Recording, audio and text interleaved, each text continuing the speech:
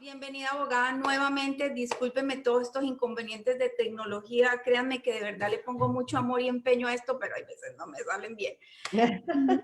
Gracias, Marina. Cuéntanos entonces qué es la visa VAWA. Sí, bueno, bueno, y también disculpas por, bueno, lo de la tecnología, yo creo que nos pasa a todos, Adriana, así que quédate tranquila. Bueno, la visa VAWA realmente, como lo estuve explicando la semana pasada, y estaba hablando un poco de lo que hablamos la semana pasada en la visa U, no, nos detuvimos mucho tiempo hablando de la violencia doméstica. La violencia doméstica es uno de los tipos de delitos de la visa U. Y sin embargo, aparentemente, por lo que la conversación que tuvimos, las personas estuvieron muy interesadas en este tipo de delitos y en las posibilidades de poder obtener algún beneficio migratorio con respecto a la violencia doméstica. Y sale el tema de VAWA. O sea, VAWA es realmente una ley inmigratoria que establece varias posibilidades para las víctimas de violencia doméstica de poder aplicar por beneficios inmigratorios, como lo dije anteriormente. Uno de ellos es la Yuvisa, que hablamos anteriormente, y ahora vamos a hablar de la posibilidad de hacerlo no a través de la Yuvisa, sino específicamente directamente con la misma ley. ¿Cuál es la diferencia entre la Yuvisa y la VAWA Visa? La VAWA Visa es que la persona, el victimario, el abusador, tiene que ser residente permanente o ciudadano americano. En la Yuvisa, el victimario o el abusador no tiene que tener ningún tipo de estatus. Puede ser una persona que esté acá indocumentada o puede ser una persona que tenga estatus, pero que no tenga una residencia permanente todavía o una ciudadanía. ¿Ok? Esa es la diferencia. Entonces, tenemos esta magnífica ley que no solamente le da la oportunidad a las víctimas de poder obtener sus documentos, sino que a la misma vez le da la posibilidad, le da varias posibilidades, le abre como un campo de opciones para que la víctima pueda escoger. Es decir, si mi esposo es un ciudadano americano o mi pareja que me abusa es un ciudadano americano residente permanente, aplico directamente por la VAWA. Si no tiene documentos, entonces aplico por la U-Visa. Ese es más o menos para que puedan entender la diferencia entre dos. El VAWA no solamente está diseñada para poder aplicar directamente para obtener una visa, sino que también permite a la víctima poder hacer uso de este beneficio cuando ya tiene una residencia permanente condicional, que es la primera residencia permanente que se obtiene una vez que se aplica por haberse casado con un ciudadano americano, y a los 2 años hay que remover esa condición. ¿Cómo se remueve esa condición? Esa condición se remueve a través de una aplicación que se envía al Departamento de Inmigración, explicando cuál es la razón por la que tú quieres remover esa condición. Si todavía estás casado con tu esposo, ciudadano americano, pues evidentemente se aplica conjuntamente. Pero si no hay, si ya la pareja se separó y la separación se debió a hechos de violencia doméstica, entonces también esta víctima puede solicitar la remoción de esa condición en relación a probar que ha sido una víctima de violencia doméstica. Entonces vemos que en muchos aspectos se puede utilizar este beneficio, ¿no? Pero vamos a hablar del primero, como dice Adriana, a explicarlo con plastilina. Cada vez que empiezo a pensar en cómo explicar las cosas y tratarlas de desglosar, me acuerdo de esa frase. Entonces, la primera, imagínate que estás casada, se casas con un ciudadano americano o que, porque también aplican estos casos, te traen de tu país, porque hay una visa que se llama la fianza visa, que es para traer a los novios o las novias, te traen de tu país o aplican para que tú vengas de tu país, un ciudadano americano, ¿verdad? Vienes acá y resulta que para tu sorpresa, pues la persona que desea amarte y adorarte y darte la mejor vida, resulta que es un abusador. Entonces, esa también es otra manera de poder utilizar este beneficio. Si ya estás aquí, independientemente cómo hayas venido, independientemente si has venido legal o has venido ilegal, o si te trajeron porque de pronto ya aplicaron por ti en una fianza visa y viniste como novia o como novio, porque también existe la violencia doméstica de parte de las mujeres hacia los hombres, y eso lo sabemos. Entonces te puede aplicar directamente. ¿Cómo se aplica? Pues se aplica como en todos los procesos inmigratorios a través de una aplicación en la cual se les pide al gobierno de Estados Unidos que se le otorgue esa visa en virtud de haber sido víctima de violencia doméstica y se tiene, por supuesto, que acompañar todas las pruebas correspondientes. Muchos me preguntan cuáles son esas pruebas y evidentemente, como lo estuve explicando un poco la semana pasada, depende mucho del caso. Cada caso es totalmente diferente. Ciertamente, y es algo que es muy triste porque no debería ser así, la ley no lo clasifica de esa manera. La violencia física, lamentablemente, es mucho más fácil de probar que la violencia psicológica. Sí. Mas, sin embargo, la ley de Bagua establece que el abuso puede ser psicológico o puede ser físico, ¿no? Establece, si el abuso es físico, usted tiene el 80% de ganar el caso. Y si el abuso es psicológico, usted solo tiene el 30%, no lo dice. Simplemente los pone en el mismo nivel. O el abuso puede ser psicológico o el abuso puede ser físico. Pero me refiero a la parte técnica como para poder acumular o combinar las pruebas. Muchas veces los oficiales de inmigración entienden un récord médico, o sea, le dan mucho valor a un récord médico cuando la persona ha sido llevada al hospital por herida, que lamentablemente a una evaluación psicológica. Sin embargo, eso no quiere decir que no se pueda aplicar, ¿ok? Lo que sí es importante, y eso me toma, y es algo como dicen los americanos, lo tengo en mi corazón, I got in my heart, es que las víctimas de violencia doméstica sí deben reportar el abuso. Eso es bien importante. Deben reportar el abuso y lo vuelvo a repetir. Sí deben reportar el abuso. No tengan miedo, la policía no se las va a llevar detenidas porque ustedes no tienen documentos o porque no o entraron ilegalmente al país. Eso no va a pasar. La policía es local. La policía tiene el deber de proteger a las víctimas. Ellos no tienen en ningún lado de la ley dice, ok, ahora tú eres la víctima, pero dame tus documentos. No, es decir, eso no va a pasar. Evidentemente no solo esto es el temor, o no solamente esta parte es el temor que conlleva a las víctimas a no reportar, también son otros muchos temores, como los hablamos la semana pasada, el temor de no tener quien me ayude económicamente, porque la víctima es aislada, Adriana, la aíslan. ¿La aíslan cómo? Bueno, evidentemente no, si tiene familia acá, evidentemente no la dejan estar mucho con su familia, el abusador pues la empieza a amenazar, si vas a la casa de tu hermana, pues no vuelvas más, cosas por el estilo, ¿no? Entonces, pues evidentemente hay mucha presión en cuanto a visitar a la familia o a visitar a algunos amigos, que ya la víctima empieza a ceder, tanto que ya, pues evidentemente hay muy poca comunicación tanto con la familia, mucho aislamiento, no la deja trabajar, generalmente son personas que se quedan en casa, tú no tienes que trabajar, yo proveo todo, encárgate de los hijos, encárgate de la casa, pero tristemente después cuando algo llegan a la casa, si no le tienes el plato en la mesa y caliente y con toda la comida que él quiere comerse, pues entonces vienen los golpes, vienen los insultos, vienen las humillaciones, ¿no? Entonces, es triste estas situaciones.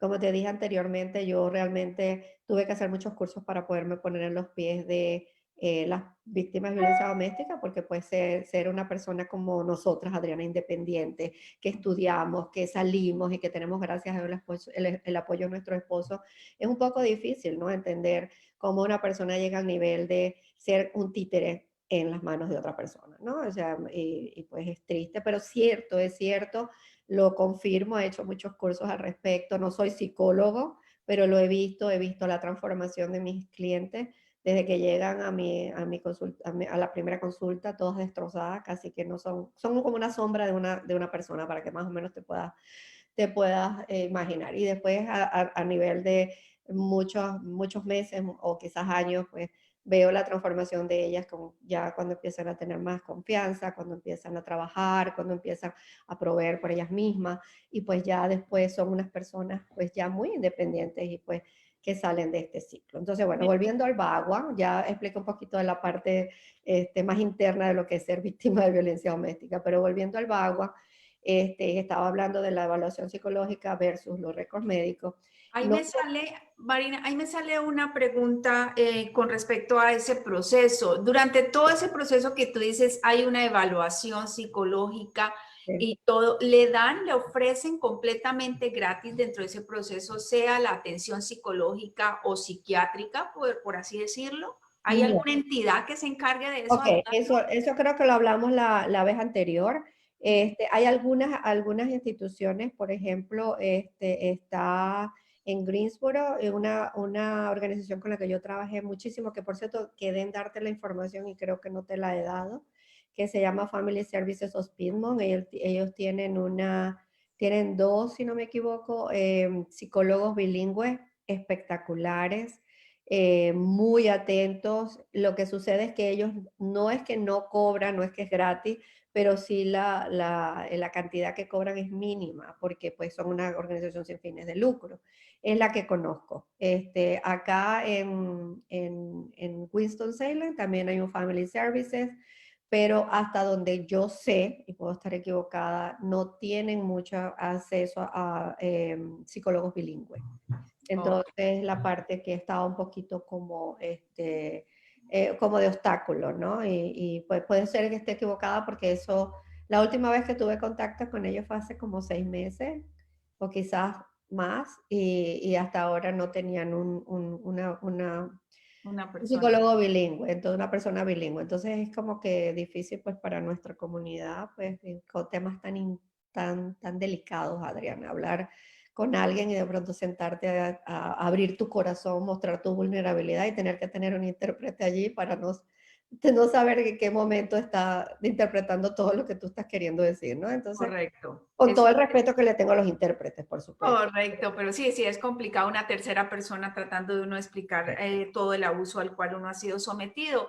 ¿Qué Sí. pasa si la persona, mientras empieza uno el proceso y todo, se va de la ciudad, se desaparece, se va del país? ¿Qué persona? ¿El abusador me estás Sí, hablando? el abusador. Es que hay también como una confusión muy grande, porque y me ha pasado a mí muchas veces con mis clientes, creen que realmente el hecho de que se envíe la aplicación al señor lo van a meter, lo van a buscar y lo van a detener y ahí va a venir a su casa. No, eso no pasa. Eso no pasa. O sea, simplemente él puede estar aquí o puede haberse ido a México o a El Salvador o a Venezuela o a Colombia o a los países que pertenezca. E igualito el proceso sigue, porque lo que le importa al Departamento de Inmigración es determinar si la persona fue víctima de violencia o no. Ya a la policía local le corresponderá, si la persona denuncia, si la persona reporta, puede hacer su investigación correspondiente y ver si arresta o no arresta a la persona. Pero en la parte de inmigración, estamos hablando de UCIS, como lo llaman en español, o USCIS, no es con ICE, esa parte no es con ICE. Entonces, ellos realmente lo que quieren es proteger a la víctima y no es que van a sacar a ICE y van a ir a hacer redadas a buscar al señor. Una cosa que es bien importante aquí también recalcar, Adriana, es que en virtud de ese temor, muchas víctimas no hacen la denuncia. Increíblemente creen, y me gusta esa palabra, me gusta esa pregunta, porque dicen, no, es que él ya se fue, no lo van a agarrar. O sea, una cosa no tiene que ver con la otra. No están conectadas. O sea, el hecho de que al señor no lo hayan detenido, no lo hayan metido, no lo hayan arrestado, no lo hayan perseguido, la persecución pues, criminal, no quiere decir que tú como víctima no puedas aplicar. O sea, no está conectado. Evidentemente, si la denuncia llegó a un arresto y ya no es ICE, es la policía local, o el sheriff, si tiene jurisdicción, y la persona la arrestaron, la sometieron a un proceso de investigación, la sometieron a un proceso de delitos penales ante los tribunales, evidentemente van a haber muchas más pruebas para poder demostrar ese abuso, ¿ok? Es que, Pero no es necesario, no es un requisito indispensable, con solo que respecto se a eso, reporte. sí, sí, con respecto a eso te digo que pienso yo, en medio de mi poco conocimiento, es determinar hasta qué punto realmente empezó la violencia doméstica, por así decirlo, violencia psicológica, y en qué momento la persona ya prácticamente se acostumbró a eso y piensa que es lo normal porque siempre lo ha tenido, siempre ha sido o tal vez una sola pareja y esa persona pues ha vivido siempre así, entonces lo ve completamente normal y resulta que para los ojos de los demás es básicamente una violencia doméstica o psicológica. yo pienso que me imagino que te llega gente y tú le dices, eso es violencia Sí, doméstica, y claro, tal vez por ni lo supuesto. saben. Por supuesto. Sí, Y mira, está tan conectado eso de verlo como normal que muchas de las víctimas pasan de padres violentos a parejas violentas. O sea, sí, es un ciclo que no se interrumpe. Es decir, en la niñez viste a tu papá golpeando a tu mamá, llamándola idiota, llamándola imbécil, llamándola nombres, y de pronto lamentablemente, es inconscientemente buscas una persona parecida y terminas en manos de un abusador también como pareja. Entonces, lo que tú dices, llega un momento en que sí, bueno, es que lo que estaba explicando anteriormente, yo fui la que no le tuve la comida o el plato de comida en la mesa cuando él llegó, yo exacto. fui la que no le puse las medias y la ropa planchada para que se la pusiera en la mañana, yo fui la que no dije que mis hijos, que se callaran mis hijos porque lo interrumpen en el sueño.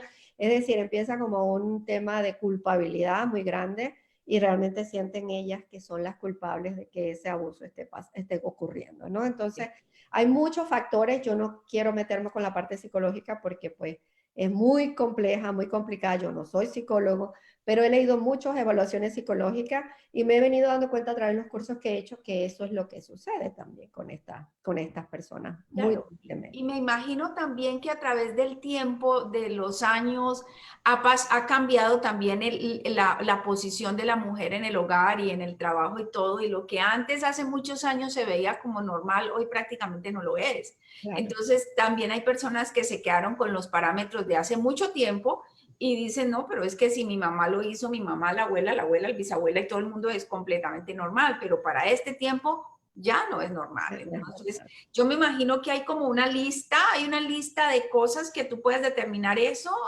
que decir si Una es... rueda, la llaman el círculo de poder, Ujú. Circle of Power, que más Ajá, o menos determina cómo es ese círculo de la violencia doméstica y que más o menos cuáles son las tácticas que utiliza el abusador para mantener en control a la víctima. Entonces ok, ahí uno es como va determinando, ¿no? Y tristemente, estadísticamente se necesitan mínimo 7 eventos, ya sea golpes o 7 eventos fuertes, mínimo para que la víctima como que realmente reaccione. Y muchos de ellos están muy relacionados a que la víctima casi o la ahorcan o casi o sea, la golpean tan fuerte que termina en el hospital. Eventos, incidentes muy, muy serios, muy fuertes que como que realmente lo que tú dices, llega al hospital y todavía dice, no es que me caí de las escaleras. Entonces, pues por supuesto un médico no se va a creer eso, ¿no? Porque tienes golpes aquí, golpes acá y quizás hasta manos en la garganta, ¿no? Marcadas. Entonces, por ley, todos los médicos y todos el personal de médico tiene por obligación que denunciar a las autoridades en Estados Unidos si ellos ven que existe algún tipo de abuso en cuanto a las heridas que presenta una persona cuando llega al hospital de emergencia.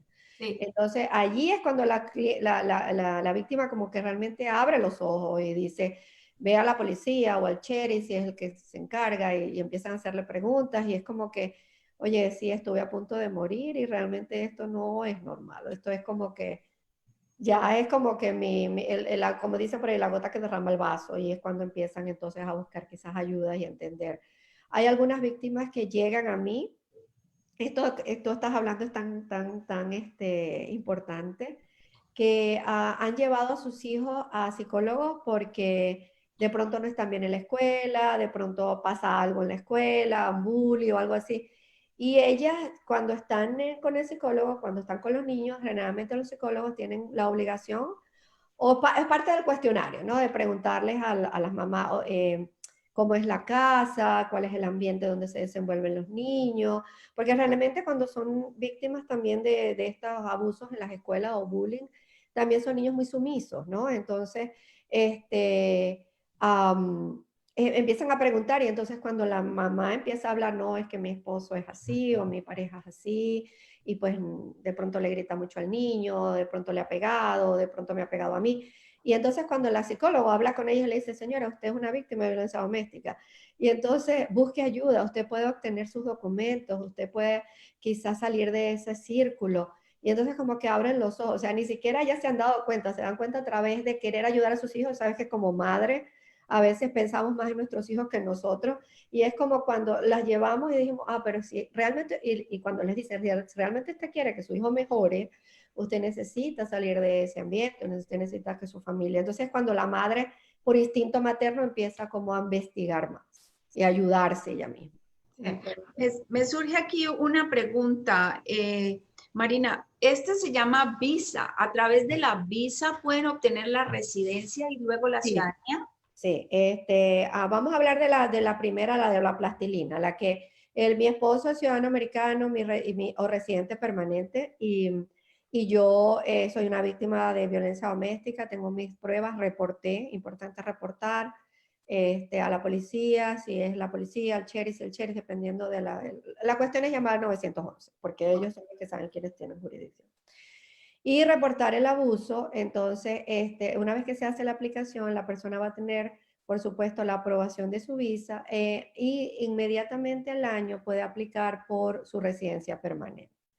Entonces, si llega a la residencia permanente y después a los 5 años puede aplicar para la ciudadanía. Es decir, si es un camino, igual que la Yuvisa, es un camino para la residencia permanente. ¿Ok? Así que es bien importante Creo que que así las le personas tampoco tienen que salir del país, eso es no tienen que salir. importantísimo. Ok.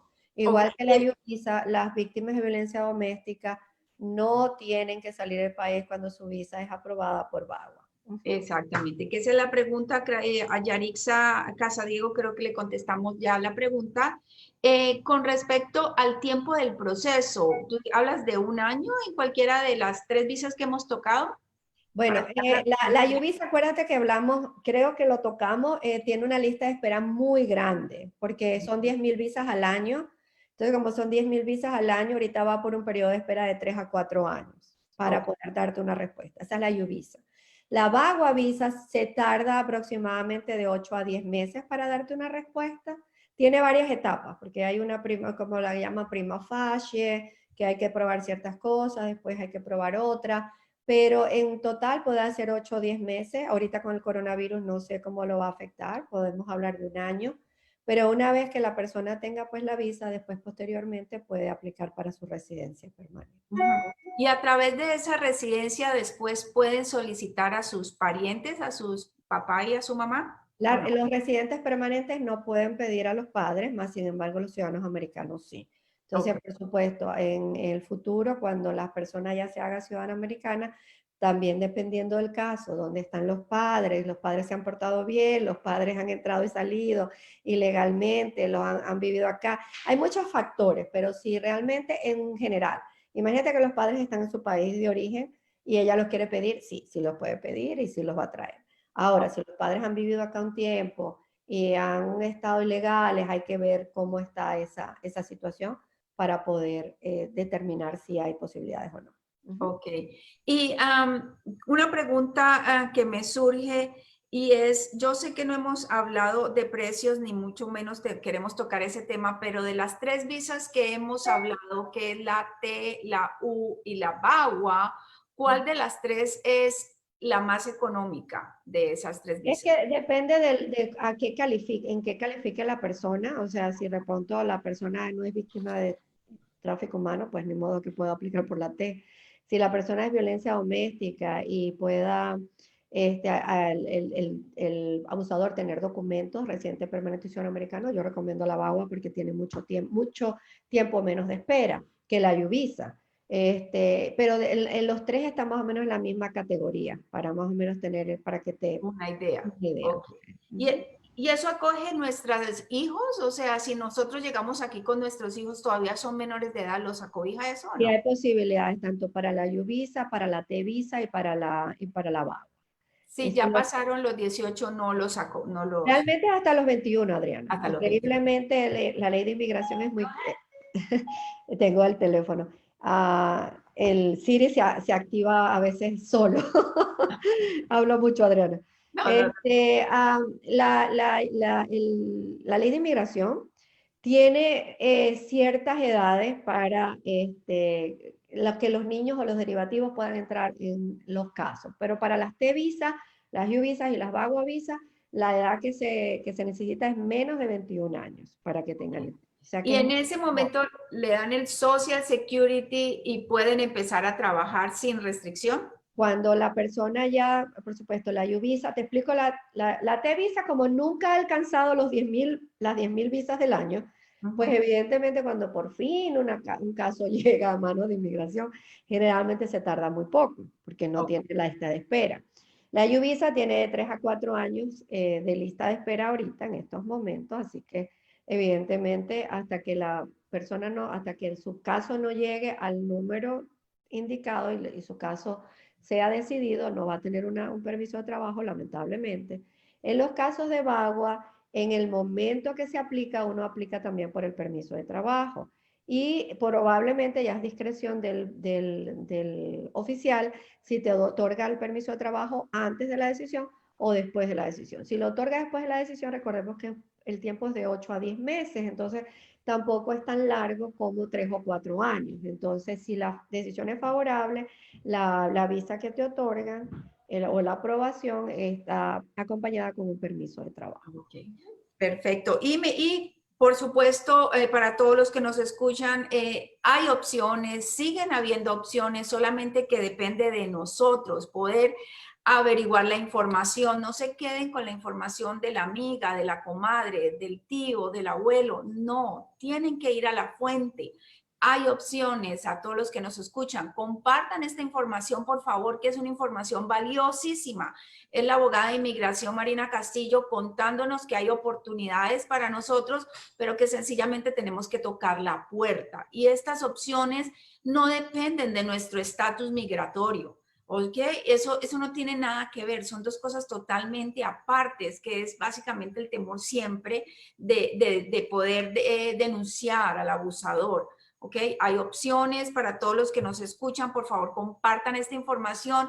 Una vez más, Marina, muchísimas gracias. Son 30 minutos que pasan así, Volando. volando, porque entre que tú hablas, entre que tú explicas los requisitos, ya volteamos y 30 minutos. Se nos acabó el tiempo. ¿Qué información o de qué quieres hablarnos el próximo miércoles? Que Pero ¿te crea que... acuerdas que el miércoles pasado estuvimos diciendo que íbamos a hablar del asilo? Ajá. Entonces, y de pronto empezamos a ver que el VAWA que la Yuvisa también estaba conectada con el VAWA y pues cambiamos al VAWA. Pienso que el asilo sería un buen tema para que Un podamos. buen tema, sí, que nos saque mucho de muchos paradigmas que tenemos con respecto al tema del asilo. De Claro. todas maneras, aquí me sale una pregunta, la última pregunta, porque es importante, porque es mejor convertirse en ciudadano y no quedarse como residente legal, Pues preguntan es por aquí. buenísima la pregunta. Esa es la pregunta que me hacen todos los residentes permanentes que tienen 20 años de serse residentes, de haber sido residentes en este país. Mira, hay varios factores, ¿verdad? Pero yo creo que el más importante de todo esto es que el ciudadano americano no puede ser deportado, ¿ok? Eso yo creo que es el factor más importante. Es decir, nosotros no sabemos qué nos depara la vida, nosotros pues simplemente estamos trabajando, salimos a la calle, estamos expuestos a muchas cosas. Y he visto casos, ¿verdad?, en los cuales lamentablemente una persona, pues en un accidente de tránsito, alguien muere, quedan récords relacionados con eso, la persona puede ir a la cárcel.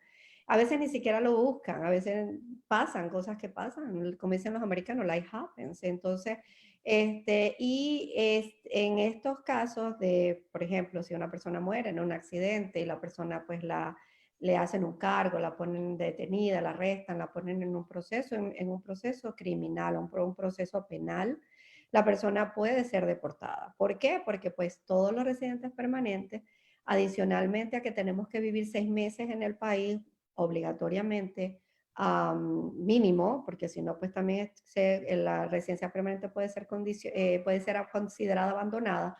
Si la persona comete algún delito, como por ejemplo delitos graves también vamos a hablar, puede simplemente ser deportado, o ser puesta en proceso de deportación por tener delitos penales. El ciudadano americano no. El ciudadano americano simplemente pues tiene que enfrentar su proceso penal, tiene que enfrentar su proceso de tribunales o de corte, pero no va a venir ICE a llevárselo, no va a venir ICE a decir, ok, tú te portaste mal, te voy entonces a llevar y te voy a trasladar a otra cárcel, que va a ser para que enfrentes al juez de inmigración, porque simplemente la persona ciudadana americana pues ya tiene el derecho de permanecer en el país el tiempo que quiera. Otra cosa importantísima que les digo yo cada vez que se sientan conmigo, en el momento que tú eres ciudadano americano, tú puedes escoger donde quieras vivir, en cualquier parte del mundo, y nadie te va a quitar nada, no te va a quitar tus documentos.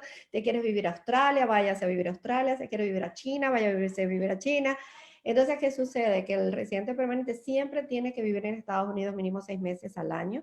Si ya tú eres ciudadano americano y de pronto te decides, sabes que te sale una oportunidad de trabajo enorme y te sale en, qué sé yo, en Canadá, y ya no tienes esa obligación de llenar otros documentos, de pedir al gobierno de Estados Unidos que por favor no considere tu residencia permanente abandonada, sino que simplemente agarras tus maletas, metes todo, te vas. Y dentro de 3 años, si quieres, vuelves a regresar a Estados Unidos, no ha pasado nada. Eso se lo digo yo mucho a las personas que, por ejemplo, tienen 20 años de residentes permanentes y ya tienen 25. Tengo clientes que tienen muchísimos años ya de residentes permanentes.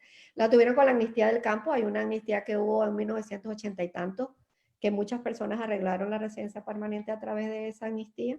La llaman así amnistía del campo. Y han venido siendo residentes permanentes. Muchos de ellos me han confesado que tienen miedo a perder la residencia. Muchos de ellos fueron mexicanos y que tienen miedo de perder su residencia mexicana. Entonces, no soy abogada mexicana, pero sí he consultado con abogados mexicanos y me han dicho que no, que el ciudadano mexicano puede tener diferentes ciudadanías. Entonces, eso no puede ser una razón. Otras me dicen, es que no hablo inglés. Pues ya hay excepciones para la persona que tiene más de 15 años como residente permanente y más de cierta edad biológica, 50 a 55 años, que pueden presentar el examen en español. Entonces, wow, excusas no hay. Opciones todas. Por eso hay. Hay que ir donde un abogado, no me cansaré de decirlo, que tienen que ir a la fuente. Claro. No asuman nada, hay que ir a la fuente. Una consulta de estas es la mejor inversión que pueden hacer para el caso que ustedes manejan, ¿ok? Hay opciones, muchísimas gracias, Marina, por ese tiempo que nos dedicas y dedicas a la comunidad hispana para que nos eduquemos en un tema tan importante que es el tema de inmigración. Gracias, Marina. Nos acompañarás de nuevo el próximo miércoles hablando del asilo. Muchas gracias a todos los que se conectaron. Espero que por favor se estén cuidando a los más vulnerables y nos vemos el viernes, queriendo Dios, de nuevo. ¿Ok? Muchísimas gracias a todos. Muchas bendiciones y abrazos. Dios los bendiga. Chao, Marina. Chao, Adriana. Muchas gracias. Bendiciones a todos. Cuídense. Ok.